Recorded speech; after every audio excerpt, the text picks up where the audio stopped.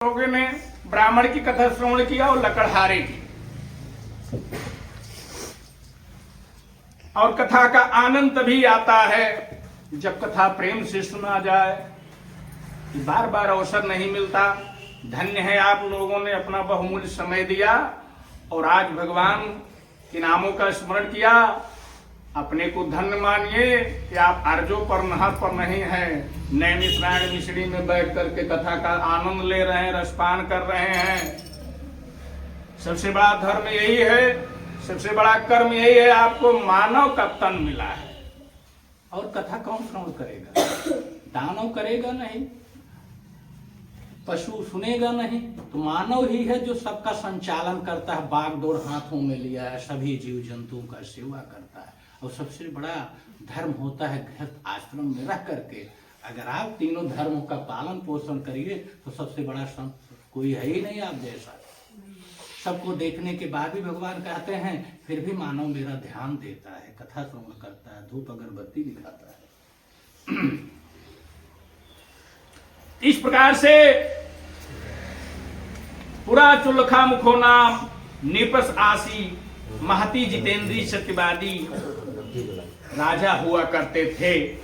देवालय में मंदिर में जा करके प्रतिदिन दान आदि देते थे और उन्हें बड़ा ही संतोष होता था, आनंद मिलता था।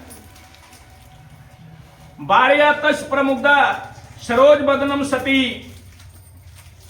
और उनकी धर्म पत्नी जो थी बहुत ही सती परायण थी, धार्मिक प्रवृत्ति की थी। भद्रशिला नदी तीरे, भद्रशिला नदी तटे किनारे व्रतमत आचरित और व्रत का आचरण करते हुए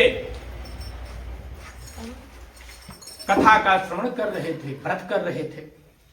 एक अस्मिन तरे तत्र साधु एका समागता, एक दिन वहां घूमते हुए अपना व्यवसाय करते हुए भ्रमण करते हुए साधु बनिया नाम का एक वैश्य का आगमन होता है। तो बड़ी जारतम बहुधनई नेक परिपूर्णता, धन के साथ वहां उसका आगमन होता है। धन तो बहुत था, संतान नहीं थी। उस उद्देश्य से जितेंद्री सत्यवादी जो चुल्लखा मुख महाराज हुआ करते थे वही बाद में जाकर के दशरथ हुए। ये लास्ट में कथा बताई जाएगा। तो जितेंद्री सत्यवादी राजा से पूछा साधु बनिया ने, यह कैसा व्रत है, आप क्यों कर रहे हैं, इसका उद्देश्य क्या है? साधु बनिया को राजा ने बताया, ये जो कुछ देख रहे हो धन धान्य संतान पुत्र आदि जो मुझे मिला है, ये भगवान श्री हरि विष्णु की ही प्रेरणा से मिला है, उन्हीं की भक्ति का ही प्रभाव है। भोपस्य प्रवय विनिमांतिता साधुवाच किम दे पुरुषे राजन भक्ति तेन चेत्वा प्रकाशम तस्रोतमीक्षामि संपतम राजवाच पूजनम कृते साधु विष्णु तेषा वा स्वजने साथ पुत्राभ्यम काम्या भूपस वचनम श्रुत्वा। साधु राजा की वचन सुन करके बोला, आदर पूर्वक सम्मान से बात किया, प्रभु मेरे पास भी कोई संतान नहीं है।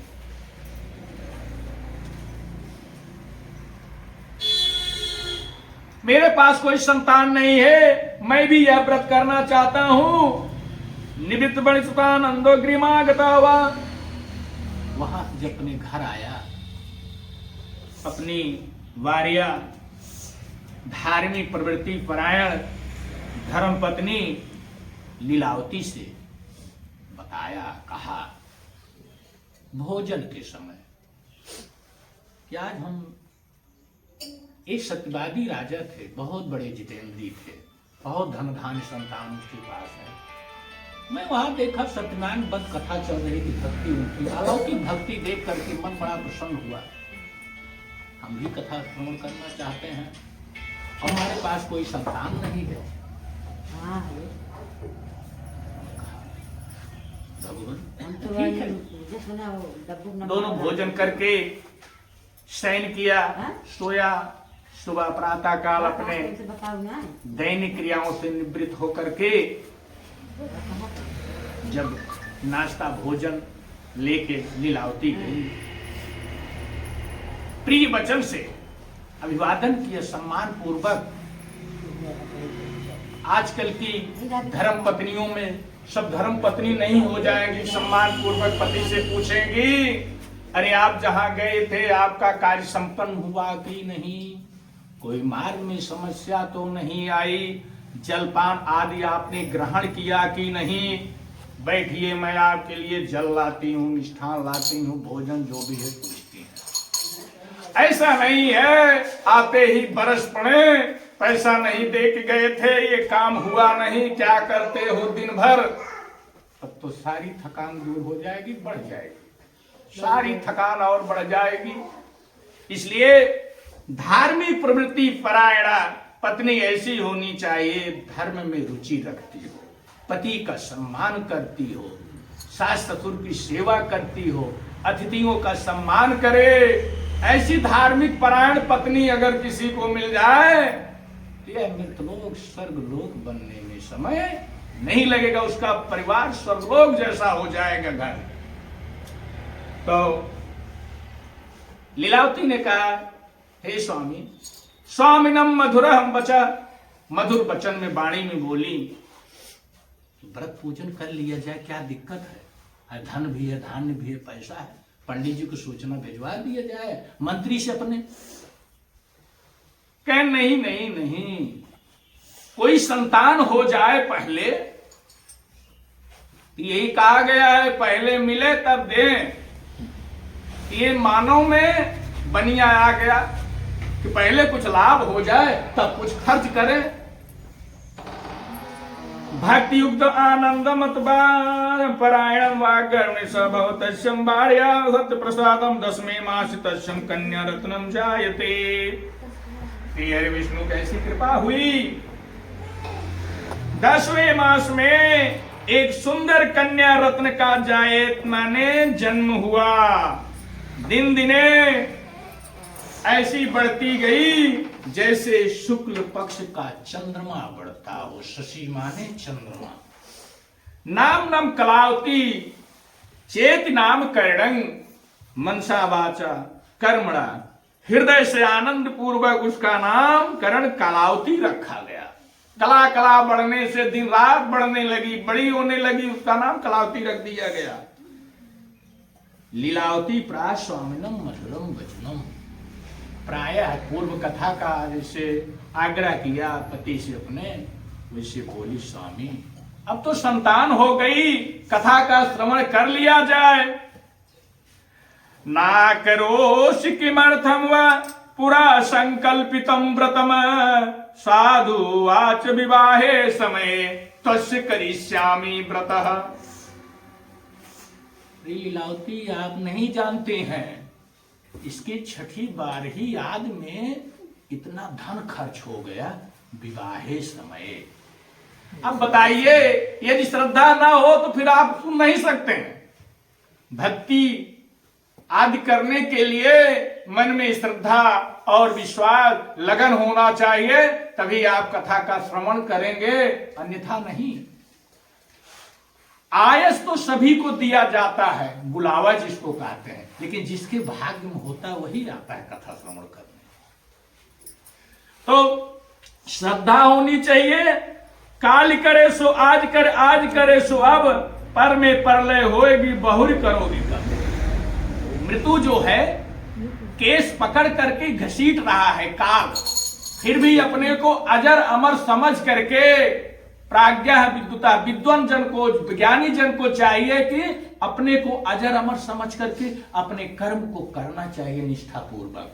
मृत्यु असंभावी सत्य में हो जाते, मृत्यु ही एक ऐसा सत्य है, हम सब जानते हैं अंतिम सत्य यही है मृत्यु, लेकिन फिर भी अपने कर्म पर अटूट विश्वास रखना चाहिए और कर्म को करते रहना चाहिए।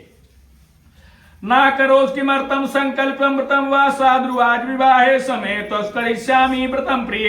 हे प्रिय, हे धर्मपत्नी, हे लीलावती, कन्या के विवाह के समय हम व्रत कर लेंगे, अभी हमें परेशान मत करो।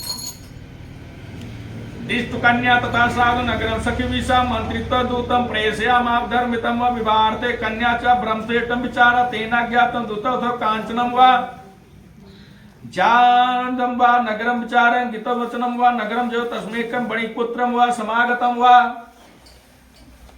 अब इधर पुत्री जो है साधु बनिया की सयानी हो गई, विवाह करने योग्य हो गई।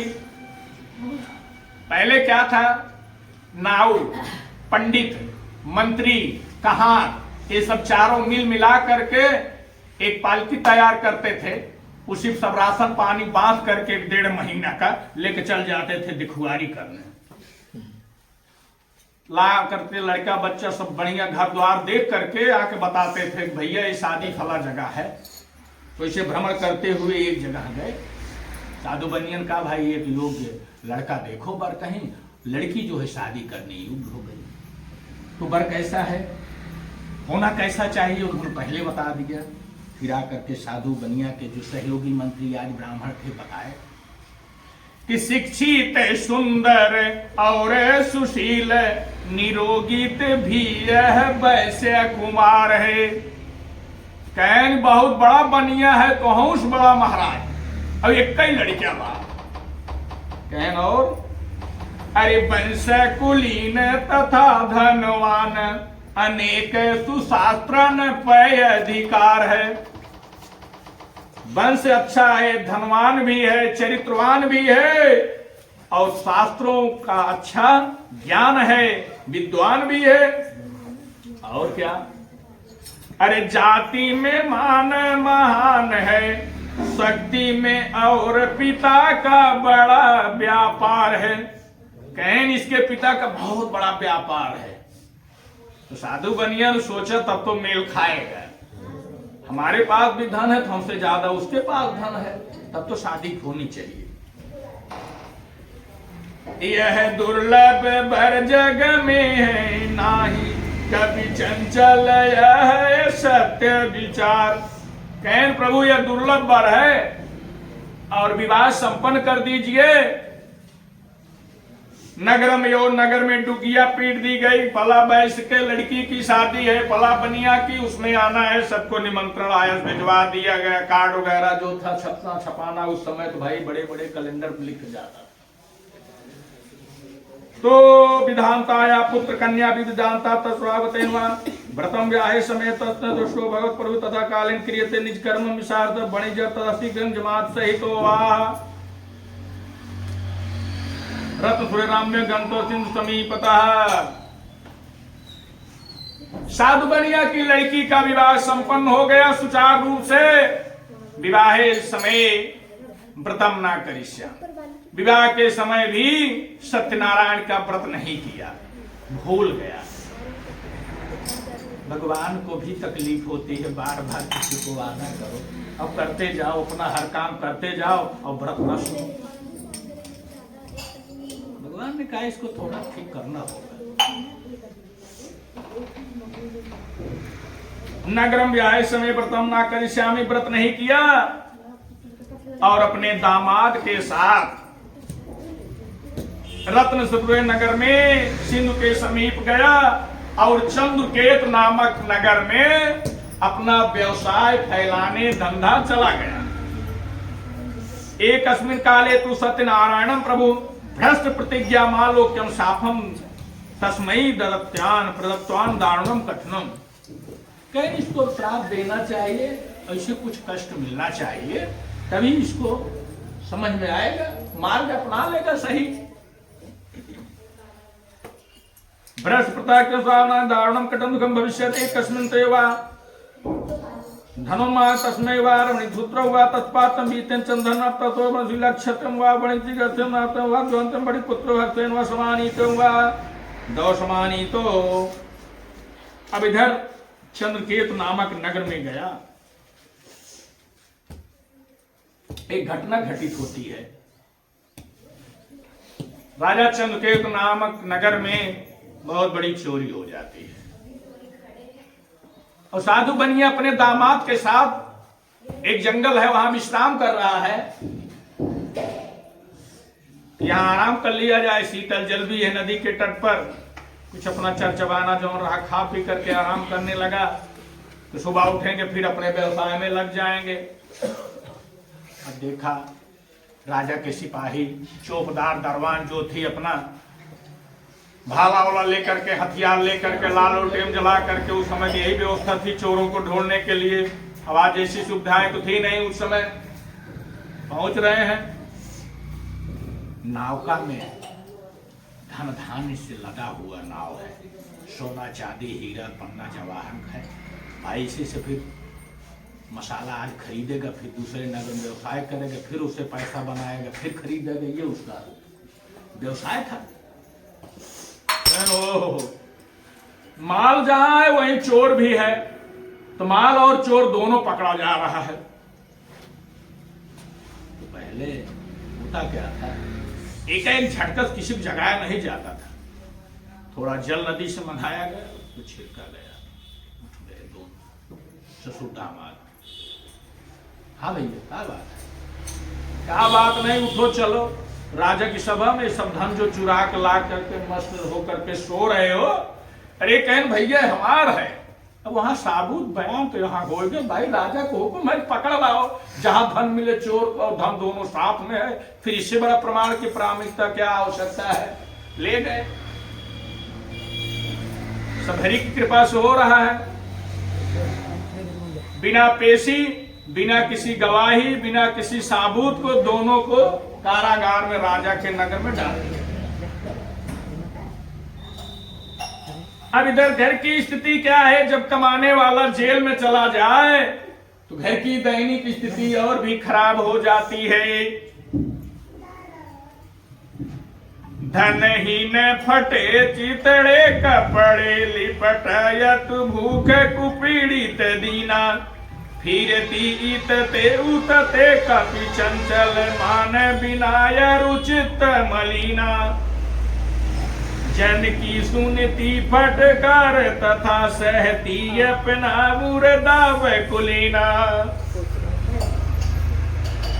मन से भी गरीब हो जाना, कपड़ों से भी गरीब हो जाना, खाने का एक अन्न न मिले, भूख से पीड़ित रहना, तमाम प्रकार का दुख घेर लिया। यदि धन नहीं, संपदा नहीं, सुंदर शरीर नहीं है, सुंदर वस्त्र नहीं है, सुंदर उठना बैठना नहीं है, समाज में सम्मान नहीं मिलेगा।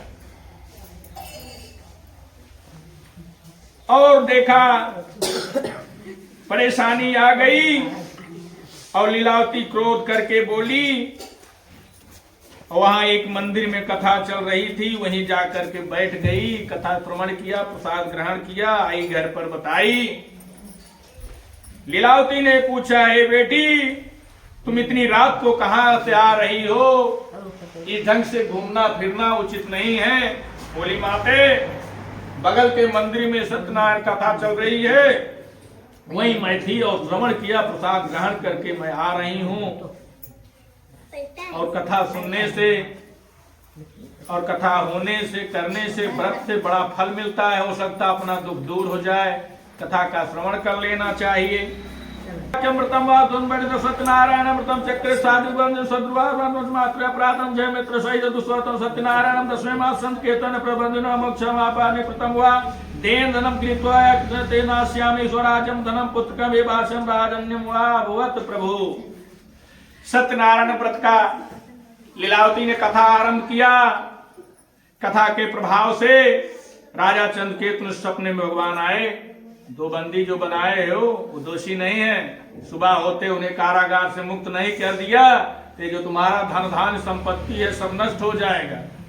भाई कोई ऐसा आकर के साधु भेष मरात में सोते हुए कह दे, राजा खड़बड़ा कर उठा, सुबह ना के पूजा पाठ ध्यान याद करके मंत्री को बुलाया, कैस कल ही सभा की बैठक कर दो और दोनों कारागार में जो बंद है बंदी को निकाल लाओ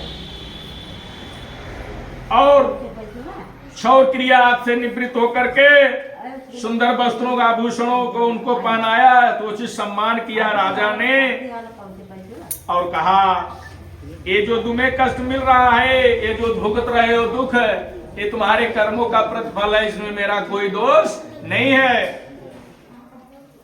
और अपना पूर्व वृतांत से भय होकर के मौन रहा और भयभीत होकर के साधु बनिया कांपने लगा। बोले, हे वैश्य, डरो मत, ये तुम्हारे कर्मों का फल है। हमसे जो गलती जाने अनजाने में हो गई, मैं परमात्मा से क्षमा मांगता हूं। और सुंदर वस्त्र उसे आज से सुशोभित हुआ और उसका जो धन था, धन को 2 गुना करके वापस किया। जो कि 6 महीना वो जेल में था, अगर उस पैसे से कमाता तो पैसा बढ़ा लेता।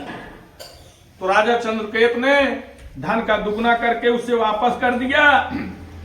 राजन्य प्राण पतंग तत्सादम इत्युक्तः महावैश्य जगमतु स्वगृहम। जय जय श्री स्कंद पुराणे रेवा खंडे सत्यनारायण व्रत कथायाम तृतीय अध्याय। बोला वृंदावन बिहारी लाल की जय। शिवम, शिवम, कहाँ चला?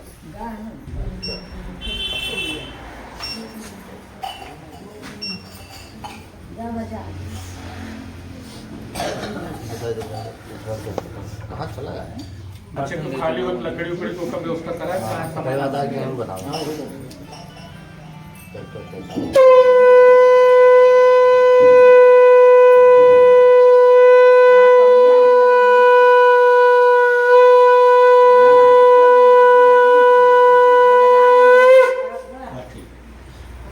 सूर्य विकृतान मंगलपुर का ब्राह्मण एकदम धनम दत्त तू नगरम की दूरे सात वनिया वा प्रभावे तम वा जिज्ञासं कृमत्तम वा ततो महाजनम एलम प्रभत तक्षाम अनंतम रतकत निष्ठम भवत में दंडी स्वामी की दूरित तम लगता पत्रिका में मुच्च वावला लोकन पुत्रम भवति लोक सुखम भुक्त चायन्ते सत्यम पुरम जयो कांत वचनम प्रवेतम कृमर्ते शोकम संदापम सक्ते तेन प्राणो संशयात् रक्षणं वैशक्तम भविष्यन्ति मात वचनम श्रुत्वा तत् आकाशं गतं तनु भक्तं उत्साद महाशोक्याक्रम बहुत पंचनंदि मां प्राप्तो भाव्यादुरम भूत्वा वासोमम वै मूर्खा पूजम मार्गम दुर्बुद्धम वा तक्षित्वा भगवत वाक्यम वा भगवत कर्तम समुत साधुवा मोहित जनानुग्राम समामि तम तद मूढ़ो मोहित समाया प्रति पूज्यामि यथा विस्थापन चित्तं संदर्शनं शरणं गतं वा भक्तम वा जनार्दन प्रतिष्ठम जनार्दन वांछितं फलं तत्सवितं हरि ततो वा नाम समृत वित्तं परिपूर्तं कृपया तदेव सफलं वांछितं इत्युक्तः सज्जन सा पूजं कृत्वा यथा विधि हर्षेण च भवत्पूर्ण सतदेव प्रसादम नाम संयोजने स्वदेश गमनम कृत्वा साध्य मात्र प्रायं प्रीमम युतं प्रेषयामः निमित्तं वा रक्षं ततो नगरं गत्वा साधुवाजं विलो प्रोत्साहं वाचं सुनतो बलवन्नितं मानिक्य नगरे सहि जमात सहित बणिकागत वर्तमलवा वनिमित्तं उत्तर महान वाक्यम श्रुति सती वा सत्पूजां कृतं तनुजां प्रतिष्ठितमाख्यक्षं साधु वन्या वा विलस्वजनवातिलाति कन्या क्रोडे पितरों क्लाति कन्या नश्य स्वामन दुक्तम कृत्वा पातयतमसमानादं कन्या रत्नं कृत्वा सवार्जं स्वजन बैठक सोकनेन तस्य चिंत्यामां धर्मितं ते सतदेवेन वा भ्रांतवाम सत्यमाया सत्पूजायां करिष्यामि यथा विधं मनोरथं नत्तं दण्डं भूम सत्यदेव पुनः पुनः तस्मिं सत्यदेव नीलानां परिपालकं जगाद वचनं कृपया वस्तुमेव कन्या वचन सारं भविष्यन्निष्ठं वा भवेत् वा कन्या बलात्तं च तस्मात् एवं नैनं पश्चात् इत्युक्त्वा वा एवं मृदान्नावकायां सत्यदेव महात्मं कर्तुं किं समर्थम् इत्युक्त्वा वा दर्शनार्थं वाप्नोतीतं सुसारं दीप्तं कन्यां लोकयितं तत्सव वाक्येन नियास्त्रम क्रियायां तन्भोरं वापनार्थं रक्षामि यावलं कुरुते दानेन्द्रियं यां विलम्बं कुरुते अक्षितं वाक्तं परितुष्टं जनार्दनं पूजनं ते धर्मगुणं वा सगां निजमन्दिरं पौर्णमासी संक्रांतो इत्युक्त्वार्थं पूजनं ईलोके सुखं भुक्तं चायन्ते सत्यं पुरं जय जावश्यं प्राणमृतोचं। जय जय श्री स्कंद पुराणे रेवा खंडे सत्यनारायण व्रत कथायां चतुर्थ अध्याय वृंदावन बिहारी लाल की जय।